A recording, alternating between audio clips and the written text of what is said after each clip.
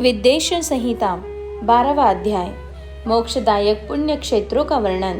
सूत जी बोले, हे विद्वान और बुद्धिमान महर्षियों, मैं मोक्ष देने वाले शिव क्षेत्रों का वर्णन कर रहा हूँ। पर्वत, वन और काननों से सहित इस पृथ्वी का विस्तार 50 करोड़ योजन है। भगवान शिव की इच्छा से पृथ्वी ने सभी धारण किया है। भगवान शिव ने भूतल पर विभिन्न स्थानों पर वहाँ के प्राणी को मोक्ष देने के लिए शिव क्षेत्र का निर्माण किया है। कुछ क्षेत्रों को देवताओं और ऋषियों ने अपना निवास स्थान बनाया है, इसीलिए उसमें तीर्थत्व प्रकट हो गया है। बहुत से तीर्थ ऐसे हैं जो स्वयं प्रकट हुए हैं।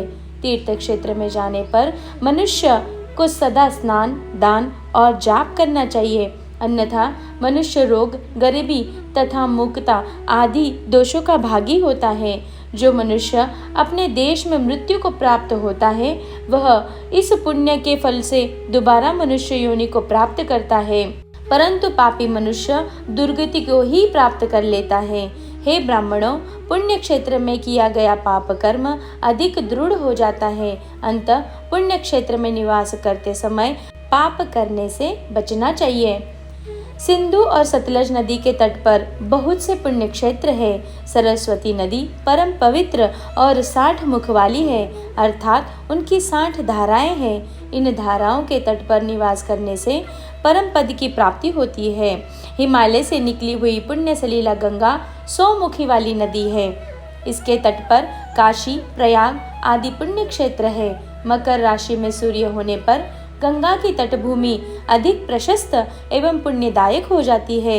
सोनभद्र नदी की 10 धाराएं हैं। बृहस्पति के मकर राशि आने पर यह अत्यंत पवित्र तथा अभिष्ट फल देने वाली है।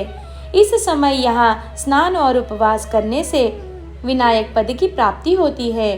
पुण्य सलीला महानदी नर्मदा के 24 मुख हैं। इसमें स्नान करके तट पर निवास करने से मनुष्य को वैष्णव पद की प्राप्ति होती है।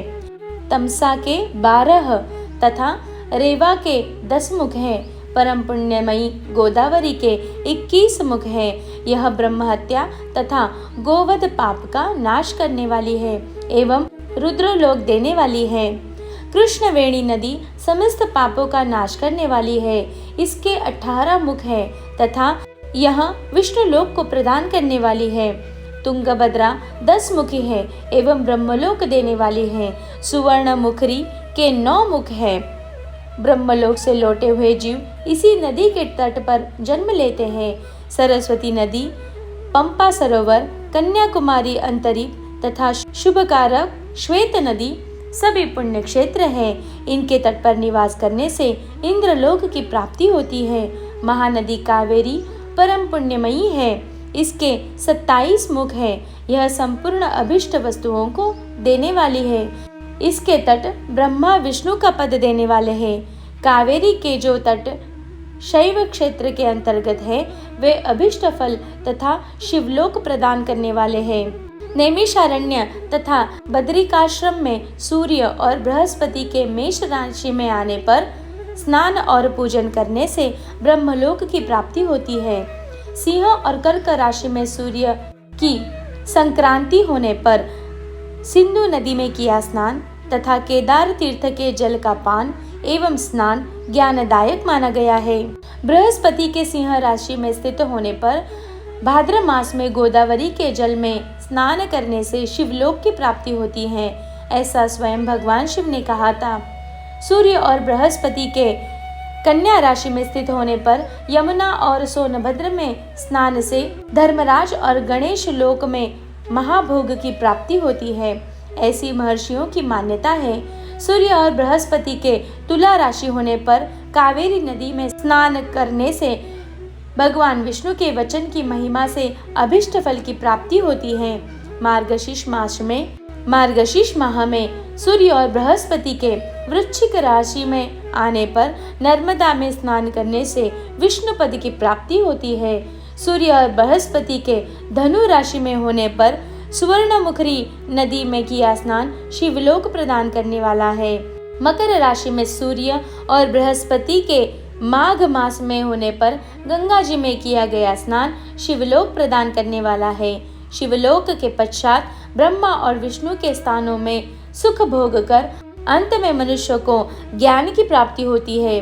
माघ मास में सूर्य के कुंभ राशि में होने पर, फाल्गुन मास में गंगा तट पर किया श्राद्ध, पिंडदान अथवा तिलोदक दान पिता और नाना दोनों कुलों के पितरों की अनेकों पीढ़ियों का उद्धार करने वाला है। गंगा व कावेरी नदी का आश्रय लेकर तीर्थ निवास करने से पाप का नाश हो जाता है। ताम्रपर्णी और वेगवती नदियां ब्रह्मलोक की प्राप्ति रूप देने वाली है। इनके तट पर स्वर्गदायक क्षेत्र है। इन नदियों के मध्य में बहुत से पुण्य क्षेत्र है। यहाँ निवास करने वाला मनुष्य अभिष्ट फल का भागी होता है। सदाचार, उत्तम वृत्ति तथा सद्भावना के साथ मन में दया भाव रखते हुए विद्वान पुरुष को तीर्थ में निवास करना चाहिए, अन्यथा उसे फल नहीं मिलता। पुण्य क्षेत्र में जीवन बिताने का निश्चय करने पर तथा वास करने पर पहले का सारा पाप तत्काल नष्ट हो जाता है, क्योंकि पुण्य को ऐश्वर्यदायक कहा जाता है। हे ब्राह्मणों, तीर्थ में वास करने पर उत्पन्न पुण्य कायिक, वाचिक और मानसिक सभी पापों का नाश कर देता है। तीर्थ में किया मानसिक पाप कई कल्पों तक पीछा नहीं छोड़ता, यह केवल ध्यान से ही नष्ट होता है। वाचिक पाप जाप से तथा कायिक पाप शरीर को सुखाने जैसे कठोर तप से नष्ट होता है। अंत सुख चाहने वाले पुरुष को देवताओं की पूजा करते हुए और ब्राह्मणों को ध्यान देते हुए पाप से बचकर ही तीर्थ में निवास करना चाहिए।